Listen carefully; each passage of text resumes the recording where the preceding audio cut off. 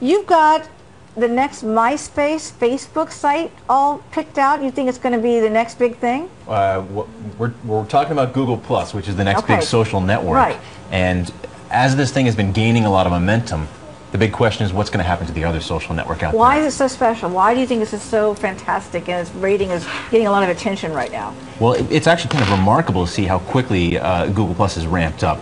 It's been out for 3 weeks. It's not even released, okay? Let's just say that. So if you're not on it yet, don't worry about it. It's not even officially released. It's not even a beta yet. They're calling it an alpha, which means they're just sort of playing around with it. They just wanted to get it out there. And as they're playing around with it, they're letting people join. 20 million people have already joined this thing. 20 million? I'm in. Oh my gosh. You're in, I'm in. We're all just sort of sitting there. Okay, well, I'm on the outs. I guess I'm sort of backward. But don't worry about it. I'm not cool. They're still refining it. They're figuring out what it's there for. Okay, so it hasn't been announced, so I should join this afternoon then. Then I can be on the in-crowd. But this snowball that's been rolling. Yeah. What's going to happen to the other social networks? Why is it snowballing like this? I don't understand. There's a couple of big reasons. Tell me. One of the biggest, though, is the really convenient and easy way that you can manipulate the people that you have as friends. Manipulate? Well, perhaps the wrong word. Perhaps the wrong word. What are you in PR for a living? You mean interact? Interact. Yeah. Okay. Yeah. One of the big complaints a lot of people have about Facebook is I have 600 friends. They're not really your friends, right? They're just people you're connected to. And do you want to share all of that information that you have, that you're putting up on the site with them? Google Plus makes it very easy to do that in a special way. You have these little things that they call circles. You build and create circles. You just drag and drop pictures of people into these circles. Bang, as simple as possible.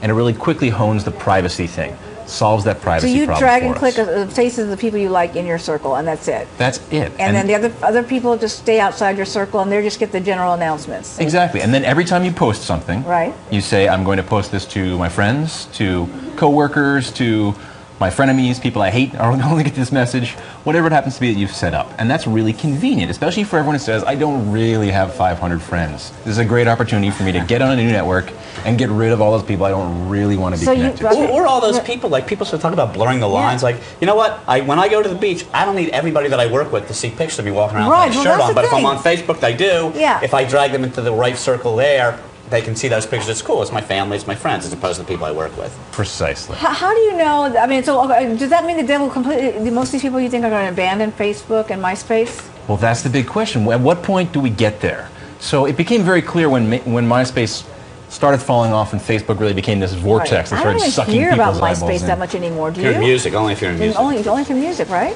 Exactly. Facebook at a certain point had enough momentum that it was just the place to go to, and MySpace sort of fell off. Well, look, Google's 20 million users already. That's pretty astounding. It's not even available for most people yet. It's really gaining that momentum. Why is it not available yet? Well, it's not publicly open. You need an invitation to get on it. Oh, I see. You gotta get invited. And they haven't released it as a... Who invites you? If you're on Google Plus, you can get an invitation from somebody else that's on there. Oh, it's not hard to get, but it's really not publicly available. That said, Google took 5 years to make Gmail a final product. It was beta for 5 long years. So I think this is going to be a beta product for a long time too. Well, what is Facebook folks saying about this? Are they threatened in any way, you think, at this point? Are they publicly reacting? Well, they haven't really said anything one way or the other. And rightly so. I mean, they're sort of watching it. It's an interesting experiment for them. One of the first people to join was actually Mark Zuckerberg, the founder of Facebook. Oh, that's very smart on his part. And if you look at the user counts, he is the person who's being followed by the most people on Google+. So everyone on Google is interested in what the guy from Facebook thinks. That's interesting. That's very kind of interesting, kind of telling. But think about this. Let's talk numbers for a second. There are 6.7 billion people on the planet.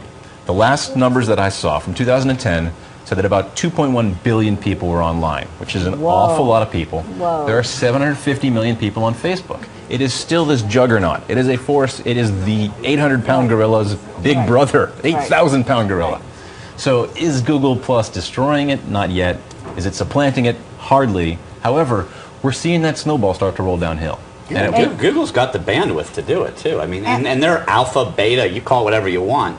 They're just releasing it in the right way and filling up the room to capacity as they go, right? Precisely. So, and then Google Plus, I mean, is it beyond the United States? I would guess people are finding out about it in Europe and Africa, Asia as well. And they said the largest user counts are people in the U.S. actually, as well as people in India.